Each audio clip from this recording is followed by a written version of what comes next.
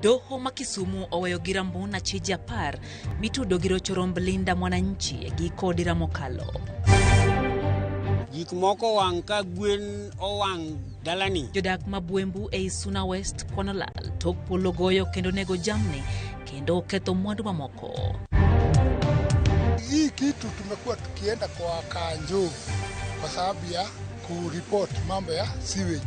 Jodak matena bure Nairobi dwaro oyao odundu mag pi modinore momiyo pi koth kod taka muomo nyaka e udi.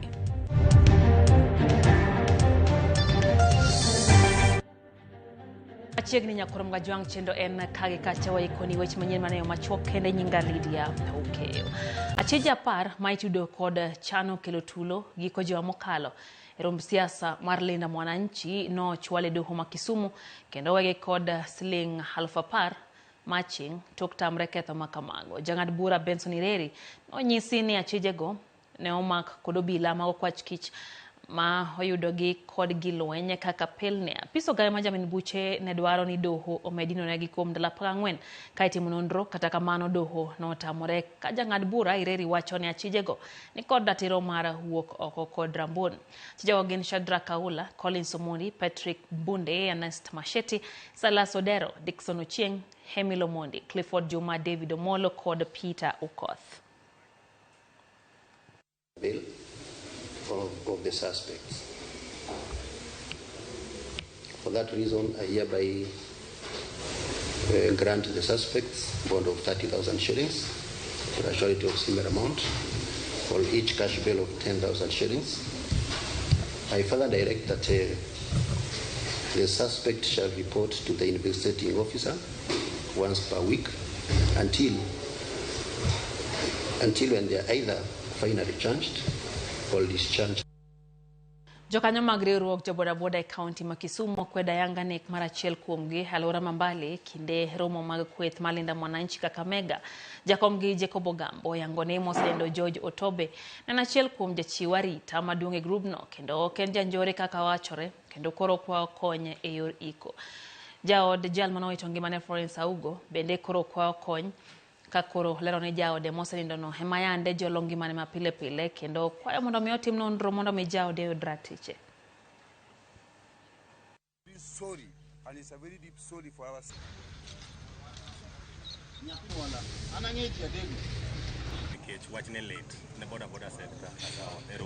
unakuja na gunzu wako hata sia wakati tuliona hiyo tension, and in fact paka panga ilitolewa kwa dayas. Naomba politician stop that. Mtumie criteria na mtumie right people. We really need this justice, like tunataka kujua wenye waliua wenye wako behind this story. To the borders, I'm sure hata pia hawako safe.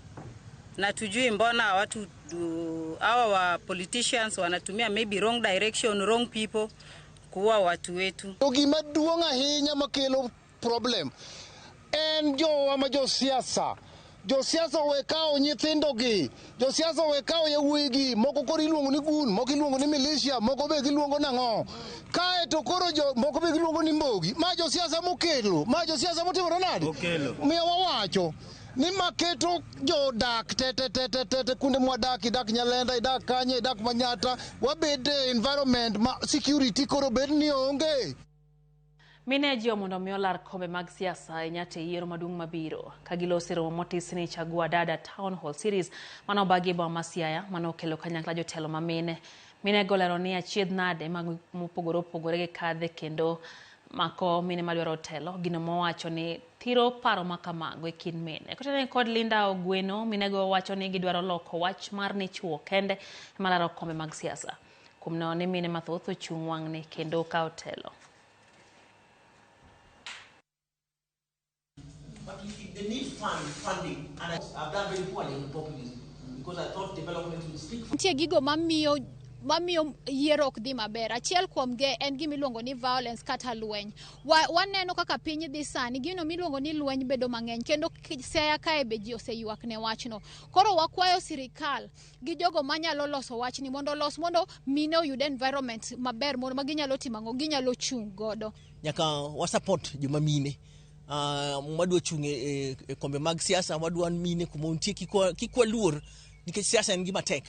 Otek ahinya joma mine nikech gik ma ng'eny mwaneno ka timre. Wach lweny, violence matimre mang'eny, wach ayany iyanyogo mine, weche pesa mang'eny ma mine onge go, mine mtie manyalo telo to waluor.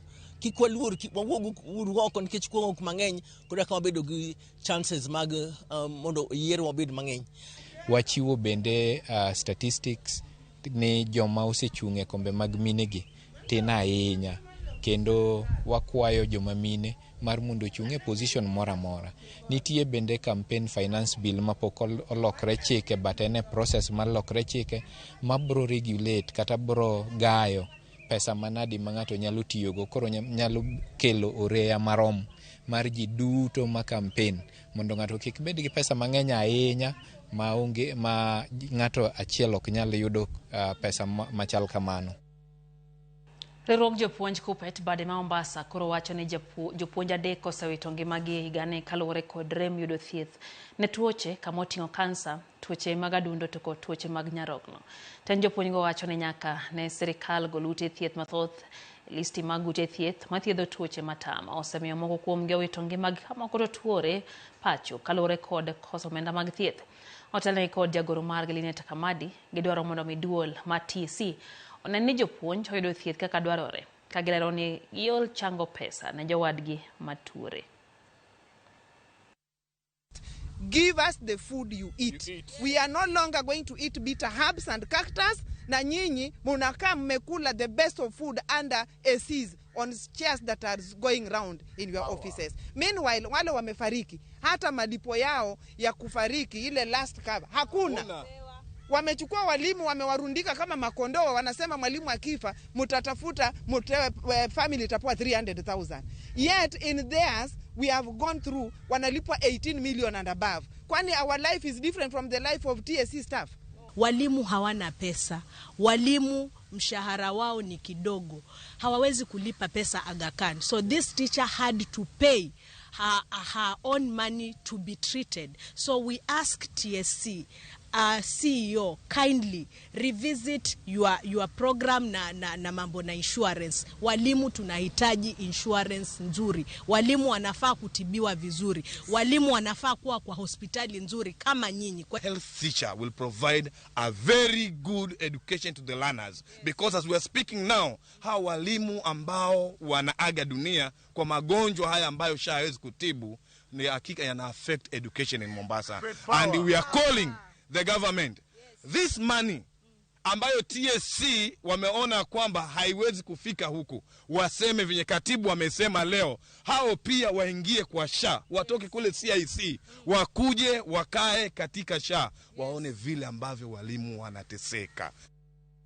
Jodak mabwembwe sub-county Masuna West konolal moting'o tho mag jamni kod kethruok mag mwandu mamoko ma okel kod mil mar pole gwenge makalore kod koth mapek mosechwe gwengego kod kaunti ma Migori. Kada bed ni koth en wuon chiemo kendo sechego ma obiro ganda mathoth mor kuom jodak e gwego mag Bwembo e sub-county Masuna West, to sani okelo luoro kaluwore kod mil mar polo mos biro kakelo midhiero mopogore opogore e gwengego e kinde ka kinde. Wadak gi luoro makata ka koth biro to moningo kiringi ya dale ni idhi pond ka ng'ato to kumidhi ni chalre gi kamiaye. Mit koro waluor ka serikali hii okonywa kata ka ginyalo yudo kaka gimako polo no. Kitu ambacho tuliona siku hiyo tunasanga paka muda huu. Tunaomba wa serikali tusaidie hapa kijijini. Tuna shida kweli. Olonyo biro miyo nego jamne owang'o udi kendo okelo luoro ne jodak ma Masuna West hasa Bwembo area. E chakruok mar juma ni mil polo mapek ne onende gwengo mag Bwembo kendo ne okelo lal mathoth ma oting'o wang' mag moko kuom mwandu, tho mag jamni kaachiel kod kata hinyruok mag moko kuom oganda. Gima neno ni pok aneno. Gik moko nyokethore e Kijicha ka, dhok otho ka dhok ariyo. Gik moko wang' ka gwen owang' dalani. To koro gima lichie miwuoro ni dalani nigi nyithindo adek mani skul. Nitiere mier maromo 5 e gweng' mag Bwembo masani ywago lal mopogore opogore mokel kod mil mar polo. Oda okethie gik moko wang', sanduge no wang' nyakongede, mit kora onge gi gimoro amora, gwenda otho motiekore te. Wan gi midhiero kama wantie ne, waywak man ka jotelo moro nyalo konyowa, yawa ukonywa, waonge kaka de watim. Na mabilangeti zetu zingine ziliungua na bwana yetu naye alishafariki, tuna watoto ambao wanaenda shule. Jennifer Tieno ne owito dhok ariyo bang' mil ma Polo ne goyogi kendo ne giwito ngimagi e chakruok mar jumani, ka mwandu magi mopogore opogore bende ne okethi kod mil ma Polo.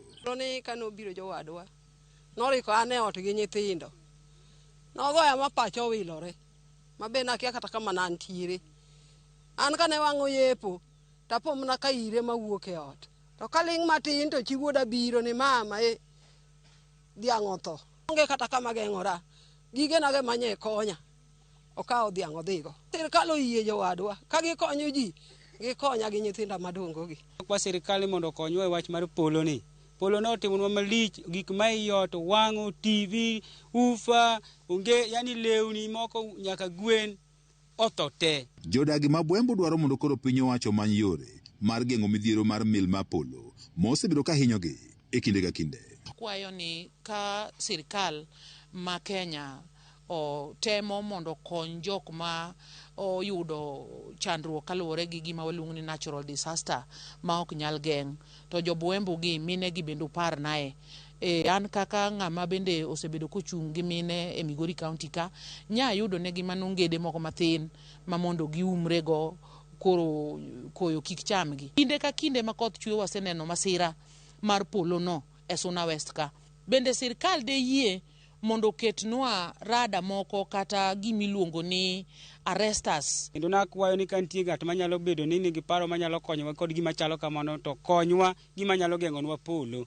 Woman rep machon ma Migori Dr. Pamela Odhiambo mane ochiwo kony moko kuom familia moyudo chandruok ma okel kod mil ma Polo. Wan mil ma Polo osebedo ka kelo midhiero mathoth e gwengego e kinde ka kinde. Odhiambo wacho ni higa ma okalo, achiel kuom jogo mane konyo tich e puodho bende mil Polo ne ogoyo mane owito ngimane e kinde mano bogo koth e achiel kuom mier e gwengego. Last year but one, I lost somebody who came working in my shamba, and when it was raining they went for shelter in somebody's home next to the shamba. The thunder hit and actually this young man died, and it is that serious, and it has been happening over and over again. George Juma, Ramogi TV, Migori. Jopiny kar dak matena mayudre boma Nairobi nigi luoro ni tuo mar nyaldiema nyalo muochnegi kaluwore kod pita kama donje utegi. Jodak go wacho ni odundu mag pige odinore kendo sane koth chwe pige donjo negi e udi kendo rocho ngimagi. Gimedo ne nyithindgi matindo nyalo gamo tuoche kaluwore kod chal kaka sane gidak marach ka gidwaro mondo migawo ma kaunti ma Nairobi mochung' ne alwora okonye ya odundu go.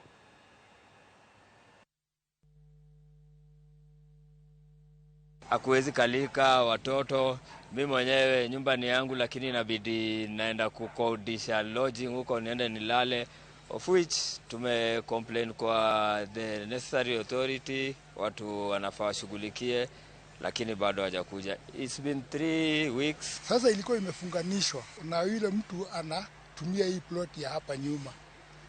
Alikuwa ameshikanisha akidai hapa ni part of his plot. The main iko nyuma ya hizi nyumba. Na nyuma hizi nyumba, as you know, these are the last houses ya Tena Estate. Between this estate and the next estate, which is Umoja 1, kuna what we call the buffer zone. This buffer zone runs all the way kutoka hapa mpaka huko Jeska. Lakini hii buffer zone ilikulwa na mabwenyenye, wale watu wako na njaa ya mashamba. Hii buffer zone ilikulwa yote. We feel like these institutions are not working. Ukiangalia shida hii sewage imekuwa persistent for long. Inakaaga like 1 month, then another month inapasuka, then it takes another 2 to 3 weeks to be solved. Na tukicomplain,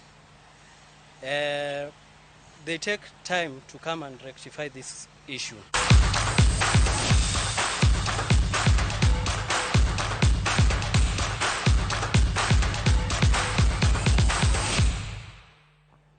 Club mar Inter Milan mano chope finals mag tuke UEFA Champions League season mokalo thicho ke tuke to club mar Bodoleo gi gonde 2-1 e tielo mar 2 mag playoffs. Komachielo club mar Newcastle